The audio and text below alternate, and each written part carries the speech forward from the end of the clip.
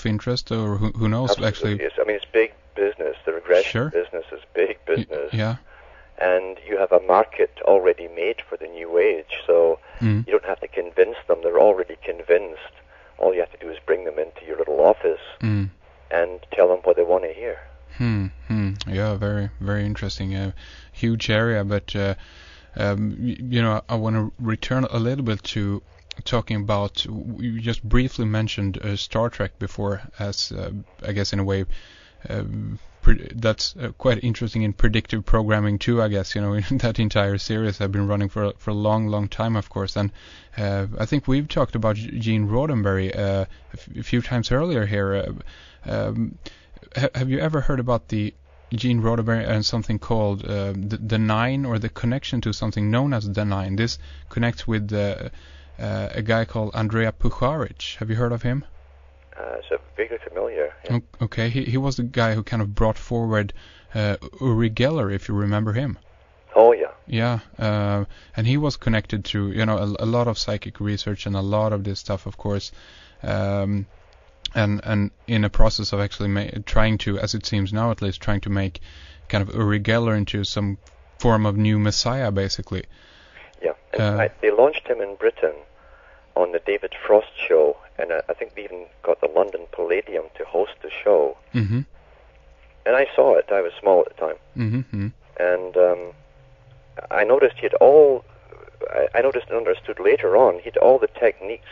He was trained in motivational behavior, where they get you hyper-excited, they talk quickly, they wave their hands, they actually stimulate the audience to get into almost an excitable, hysterical state. That's a technique, and sure enough, people were phoning in saying they went and got old Grandad's watch and gave it a shake and it started working. Well, any person who fixed those old watches, repairmen, would tell you that they all stopped because they were overwound, and you put them away for a few years, and the spring would start to weaken, so when you shook it, it would start working again. But all these people, you see how easy it is to get people to believe something. And then, of course, the great Randy, who was a stage magician, who used all the magician tricks, although he wouldn't disclose them as part of the trade. Yeah. He emulated everything that Geller did with all the spoon bending and everything else. Okay. Demonstrated that it could be done through stage magician. Yeah. Yeah, and it seems to be still, you know, a drive for a mystical experience in that way. I mean, people have that inherently in some way, but and that in itself is nothing, at least to my own view, nothing negative. But it can be exploited, as you say, in this way to actually manipulate people. That's it. Yeah. Yeah, you can, as I say, you can make people believe anything with enough government action. Yeah. Russell said. Yeah. And I remember what Adam Weishaupt said. Adam Weishaupt said, "Oh, foolish man, what can you not be made to believe?" Yeah. Exactly. You know, you mentioned also earlier Arthur C. Clarke, and his follow-up book to his 2001 was, of course, 2010. And we are, of course, you know, have been now in the period, as it were, between these two books. And one kind of interesting way is 2010 is of course called, I think, The Year When We Make Contact or something like that. It's the subtitle. Yep. And they also perform an act, or what happens, I guess, in the film or the movie or whatever is the ignition, I think, of Jupiter actually creating a second sun, I think. That's right. It's symbolic. See, the whole story has nothing to do, really, with outer space. It's allegorical of very high occultic masonry, where you have the three guys in the ship. There's also another three, I think, in the cryogenic chambers. They're going towards a mission, and even the movie starts with the Masonic religion. It starts with evolution. They believe in evolution because it's all based on Hinduism. We come out of the slime, we come onto the land, and then we have a drive towards higher and higher things. It's a form of social Darwinism where the elite always lead the next change in society. So an obelisk appears, and it literally tests different ape men, picks one, and every day when they go to the watering hole, they shake their fists tribe of apes, and have a lot of screaming, and then they drink their water and go home. Sure, yeah. But he picks this one, and he makes him aggressive. So the next day he goes to the watering hole. They shake their fists at each other. He picks up a bone, which again is symbolic of the Jachin and Boaz in Masonry, the male, the female, two femur bones of the legs. And he picks up the male one. That's what they really meant by that. And he uses that as a weapon, kills the leader of the other tribe. And so through killing, he shows leadership, and that's called progress to the next advancing stage. And all through the movie, they give you their occult belief. Jupiter has an occult meaning in high Masonry. It's the son of Zeus. Yeah. It's always the invisible God and the present God for the present age. They give us one for every age. Yeah. Hal is the computer on board the ship that runs everything. Hal is from the Greek. It's also from Helios for the sun. Yeah. And so Hal tries to kill them off by mistake because of his programming. The one man gets to this one place where he gets into eternal phase. He neither grows old nor young. He can be anything he wants to be. He has completed and evolved into the next species. And by 2010, all of this was to be completed, where they show you another sun. Jupiter becomes another sun. Yeah. For the new age.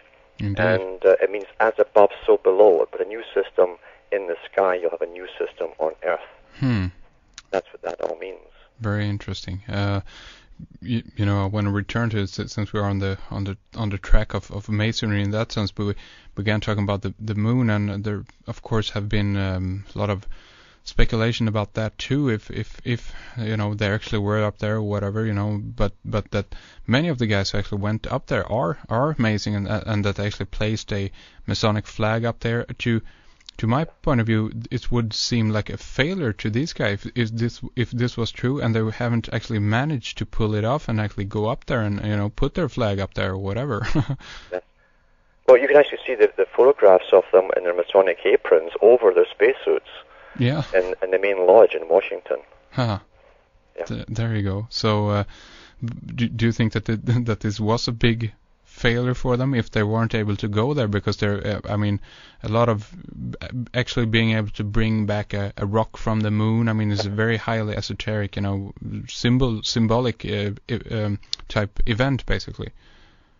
Yes, it's all symbolism they're using, and to say, I don't think they really went. It certainly did bring in the big budget that NASA need by getting the public on board and behind them.